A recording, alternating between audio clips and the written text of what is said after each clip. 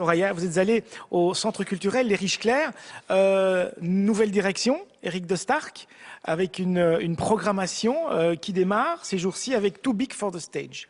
Oui, une nouvelle direction, c'est important de le dire. Hein. Éric de Starck, pour ceux qui ne le connaîtraient pas, hein, on le présente quand même un petit peu. C'est vraiment un tout grand bonhomme de théâtre qui est actif sur les planches, mais pas seulement à la télévision, au cinéma depuis un nombre d'années important, on va dire, et qui est aussi prof de théâtre. Et il a la particularité, cette particularité-là, Éric de Starck, de s'intéresser pas mal au registre du comique. Et je dirais un registre assez important, assez imposant. Et aux jeunes comédiens, puisqu'il a été prof de théâtre également. Et donc c'est lui qui reprend effectivement la direction des Riches Clairs. Et ici, il imprime un nouveau style. Il y aura systématiquement 2 spectacles aux Riches Clairs. Un au-dessus, une salle qui n'était pas beaucoup exploitée, puis un en dessous avec à chaque fois un fil rouge entre les 2 spectacles. En ce moment, au-dessus, vous pouvez voir un spectacle de clown, on sait qu'il aime bien ça. Et puis en dessous, vous allez voir Too Big for the Stage, que je suis donc allée voir. J'adore. Vous pouvez pas aller Too Big for the Stage? Too Big for the Stage. Donc c'est effectivement un spectacle, là aussi, on est dans le registre comique et quel bazar, comme dirait Arnaud. Quel machin, c'est un truc de fou. Moi, j'ai beaucoup aimé. Je pense que ça ne peut exister qu'en Belgique. C'est vraiment un truc de dingue. C'est l'histoire d'une metteuse en scène complètement névrosée, qui a décidé de monter son Shakespeare. Vous savez, ça se fait beaucoup, ça, au théâtre, monter son Shakespeare. Donc, elle veut monter le Roi Lear. Et ici, en l'occurrence, on lui impose le comédien. Pas bon d'imposer le comédien. Et donc, elle se retrouve avec un bonhomme, certes très créatif, qui a plein d'idées, mais qui sont pas toujours très bonnes. Il propose, par exemple, d'habiller le Roi Lear avec une espèce de vareuse, vous savez, de motard fluo, avec une petite loupiote sur le front, vous savez, comme ont les spéléologues, parce qu'il a la prétention d'aller fouiller les dimensions spéléologiques du personnage shakespearien. Donc il a des idées, mais pas terribles. Ouais. On a quelques images de ce spectacle, c'est au Centre culturel Les Riches Clairs.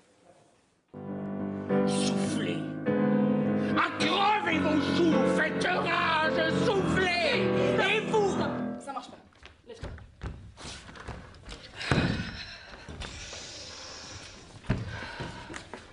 On recommence. Et on lève les mains, et on lâche les mains. Allez, lâche-toi, détends-toi. L'équipe pour l'interview qui est là. Bonjour. Bonjour. C'était aujourd'hui l'interview. Forcément, si on me dit rien, ça va pas aller. Hein. Bon, je me mets où? Là devant. Là. Je prends ça. Là, ici. Alors, ce spectacle, eh bien, c'est avant tout un spectacle très humain, une belle rencontre humaine avec beaucoup de respect et... Jean-Paul? Oui? Non, tu me déranges pas? Tout va bien, les répétitions se passent très bien. Un spectacle plein de respect, mais avant tout, le Roi Lear, c'est aussi On se voit demain, hein. Oui, ok. Salut. Un spectacle sensoriel. c'est avant tout un spectacle sensoriel, hein, donc des sens qui sont mis en... Sensoriel, émotionnel, axe relation père-fille, ok? Voilà, c'est à voir jusqu'au 12 octobre, ça donne envie. Hein. Alors c'est un teaser, c'est une bande-annonce comme au cinéma. C'est avec Gaël Soudron, Camille Sanster qui met en scène et Julien Lemonnier. Et la compagnie s'appelle Nous descendrons sous terre.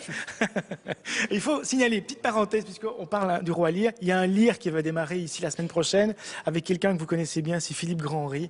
Voilà, on le signale, on en reparlera bien sûr la semaine prochaine. Meilleur que ce que j'ai vu, j'espère. Parce que c'est une mise en abîme, ce spectacle. Ouais. Hein, donc on les meilleur voit quoi? Non, le spectacle est bien quand même, oui, le spectacle est exceptionnel. Ouais, mais ce que c'est je veux le dire... Lear qui est Oui, parce que c'est une mise en ouais. abîme. Donc ils sont en train de monter un Lear qui n'a pas l'air terrible. Et ce que j'ai trouvé intéressant dans cette petite mise en bouche qu'on vient de voir, c'est qu'elle vient avec des mots-clés. Et c'est vrai que le spectacle est truffé, c'est un peu une caricature sur le monde du théâtre. Il est truffé je dirais, de petits trucs de théâtre. Vous savez, il y a le jargon théâtral, on parle souvent d'intériorité, on parle aussi de l'ici, maintenant, et tout ça, on est truffé. Et ça, c'est toute la charge assez drôle. Un metteur en scène de cinéma, il fait tout ça, il dit tout ça.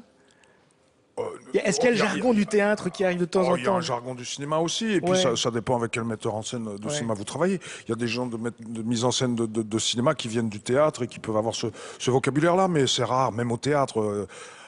peut-être avec des jeunes comédiens, peut-être qu'on les incite à faire certaines choses, mais comme vous le dites, c'est une caricature et c'est drôle et ça arrive parfois. Et il y a des gens qui se prennent trop au sérieux et qui sont dans ce créneau-là, mais au cinéma, non. Mais tous les metteurs en scène sont pas peut-être comme sur ça. ce spectacle. Bah oui, pour rebondir sur ce qu'Olivier Gourmet disait, effectivement, lui, il est tellement affamé de théâtre, et c'est aussi une critique assez acerbe du monde du théâtre où il n'y a pas beaucoup de boulot, il est tellement affamé qu'il est prêt à tout.